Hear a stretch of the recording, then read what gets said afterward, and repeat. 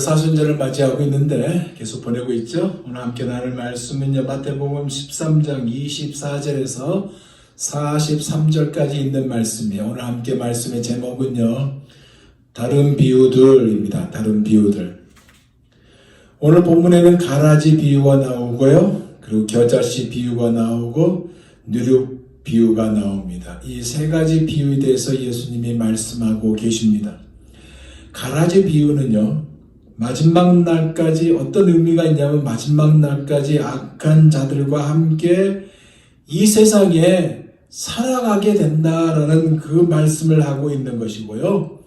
겨자씨 비유는 하나님의 나라가 아주 미미하고 작게 보여도 결국 크게 성장하게 될 것이라는 것을 말씀하고 있는 것이고, 그리고 누룩에 대한 비유는 처음에도 이 누룩을 처음에 넣었을 때 뭐 효과가 없어 보이잖아요. 근데 나중에 부풀리지 않습니까?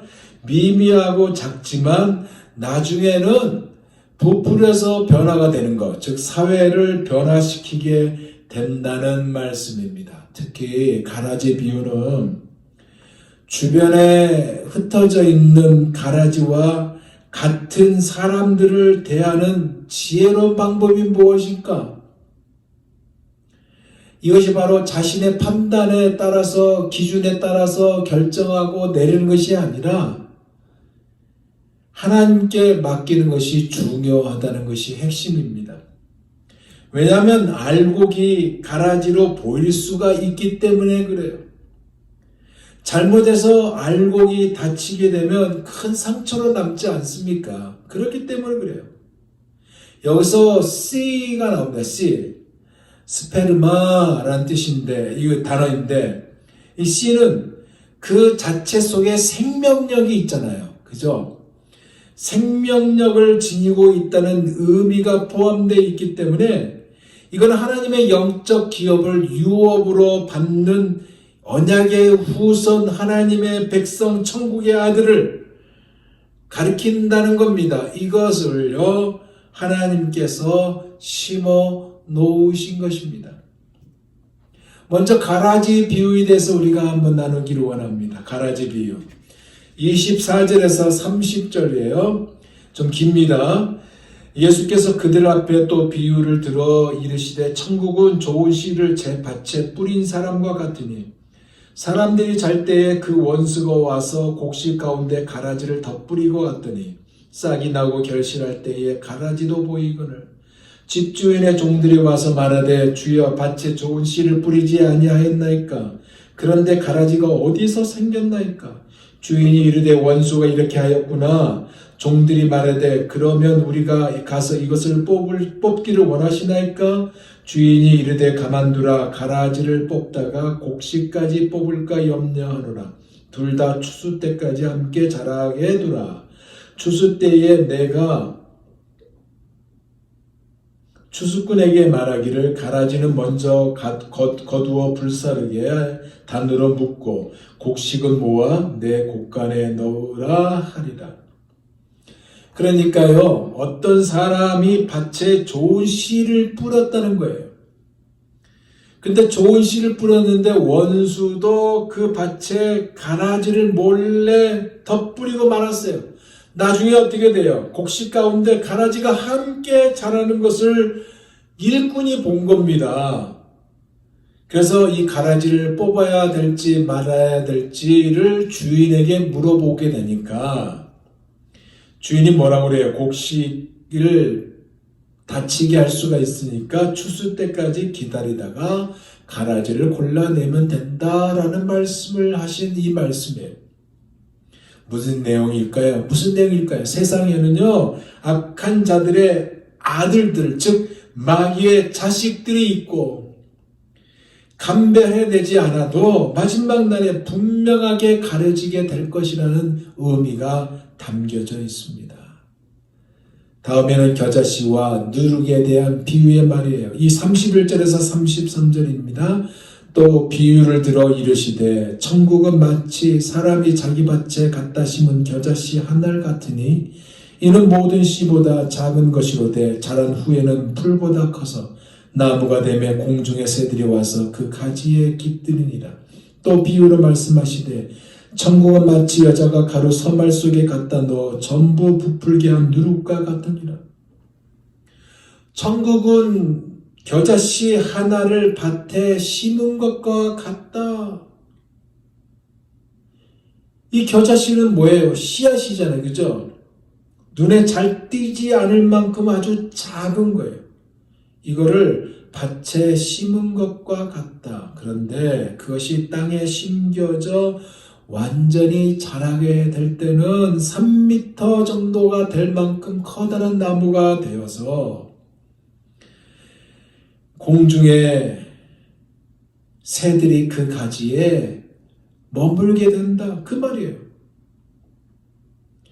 바꿔 말하면 너무나 이 작아서 볼품없어서 과연 이것이 나무가 될까라는 기대가 보이지 않는다 할지라도 결국은 커다란 나무를 이루게 된다. 이 말씀 아닙니까? 안 그래요? 작고 미미한 모습으로 시작하지만 완성된 후에는 많은 사람들이 거기에서 안식을 누린 만큼 외적으로 성장하게 된다는 거예요. 슬픔 가운데 이 세상에 살아가도, 고뇌 가운데 이 세상에 살아가도, 절망이 찾아와도, 그래서 상처받고 지친 영혼들이 되어버리는 그 현상 속에 있다 할지라도 그러나 천국의 메시지를 듣고 복음을 예수 그리스도를 받아들이게 된다면 하나님의 통치 안에 들어가게 되고 그죠? 참된 안식을 얻게 된다는 이 말씀인 것입니다. 그리고 천국은 어떤 여인이 가루 서말 속에 적은 누룩을 넣는 것과 같다 그렇게 말하고 있어요. 무슨 의미예요? 적은 누룩이 들어가서 밀가루 반죽 전체에 영향을 끼치게 된다는 거예요. 그래서 부풀게 하잖아요. 하나님의 나라는 하나님의 능력으로 이렇게 놀랍게 성장한다는 말씀인 것입니다. 그러면서 주님이 이런 말씀에 비유로 말씀하신 이유에 대해서 말씀하고 있습니다. 34절에서 35절입니다. 예수께서 이 모든 것을 무리에게 비유로 말씀하시고 비유가 아니면 아무것도 말씀하지 아니하셨으니 이는 선지자를 통하여 말씀하신 바 내가 입을 열어 비유로 말하고 창세부터 감추인 것들을 드러내리라 함을 이루려 하십니다. 이유가 뭐라고 했습니까? 가진 자들은 더 풍성하게 가지게 하고 가지지 못한 자들은 가졌다고 생각하는 것마저 빼앗아 버린다는 그 말씀과 같지 않아요? 그러면서 태초부터 감추어졌던 비밀을 드러내기 위함이라고 말씀하고 있습니다.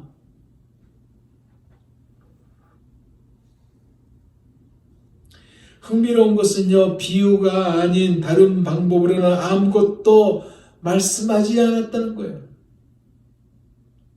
그리고 듣는 대상도 그 말씀하지 않는 대상도요. 그 무리들이라는 여기에 한정시켰다는 것입니다. 왜 그랬을까요? 이유는요.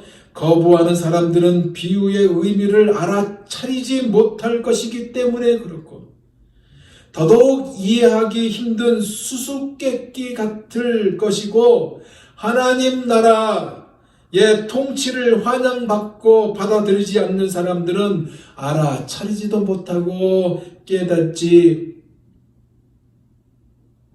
못하지만 그러나 하나님의 나라의 통치를 환영하고 받아들이고 이러한 사람들은 깨닫게 되고 그리고 알아차리게 될 것이라는 말씀인 것입니다. 마지막 36절에서 43절은 제자들에게 가라지의 그 비유에 대해서 설명하고 있습니다. 제자들이 무리가 떠나니까 예수님에게 물었어요. 비유를 설명해 달라고요. 그래서 주님이 설명했는데 그것이 36절에서 43절까지 말씀이에요. 이에 예수께서 무리를 떠나사 집에 들어가시니 제자들이 나와 이르되 밭의 가라지의 비유를 우리에게 설명하여 주소서. 대답하여 이르시되 좋은 씨의 뿌리는 이는 인자요 밭은 세상이요 좋은 씨는 천국의 아들들이요 가라지는 악한 자의 아들들이요 가라지를 뿌린 원수는 마귀요 추수 때는 세상 끝이요 추수꾼은 천사들이니 그런즉 가라지를 거두어 불에 사르는 것 같이 세상 끝에도 그리하리라. 인자가 그 천사들을 보내리니 그들이 그 나라에서 모든 넘어지게 하는 것과 또 불법을 행하는 자들을 거두어내어 풀무불에 던져 넣으리니 거기서 울며 이를 갈게 되리라. 그때의 의인들은 자기 아버지 나라에서 해와 같이 빛나리라. 귀 있는 자들은 들으리라. 이 말씀이 오늘을 사는 우리에게 큰 힘이 됩니다. 지금 이 현실에 큰 힘이 돼요. 사랑하는 여러분, 이 말씀을 통해서 큰 위로를 받을 수 있는 여러분 모두가 다 되시기를 예수 그리스도 이름으로 축원드립니다. 이제 말씀을 마무리해 봅니다. 오늘 말씀은요, 우리가 하나님 나라 백성으로 어떻게 살아갈지 알려주는 교훈의 말씀이에요. 그 첫째가 하나님 나라 속에 보이는 가라지 때문에 그래 실망하지 않아도 된다라는 말씀이고, 두 번째로는 하나님의 나라에서 우리가 굳이 심판자가 될 필요가 없다는 말씀이고요. 왜? 하나님이 모든 것을 하시기 때문에, 그리고 하실 것이기 때문에 그래요. 마지막 세 번째는 하나님의 나라에 그 나무로 잘 성장하여 은혜의 통로가 된다는 사실입니다. 우리가 은혜의 통로가 되기를 원합니다. 작은 씨와 같은 우리의 마음이, 우리의 믿음이 하나님 나라에 쓰임받는 자가 되도록 이 아침에 이 사순절 기간에 기도할 수 있는 우리 모두가 되기를 바랍니다. 하나님께서 놀라운 지혜와 능력으로 세워가는 하나님의 나라를 소망하는 이 사순절을 보낼 수 있는 우리 모두가 다 되시기를 예수 그리스도 이름으로 축원드립니다. 기도하겠습니다.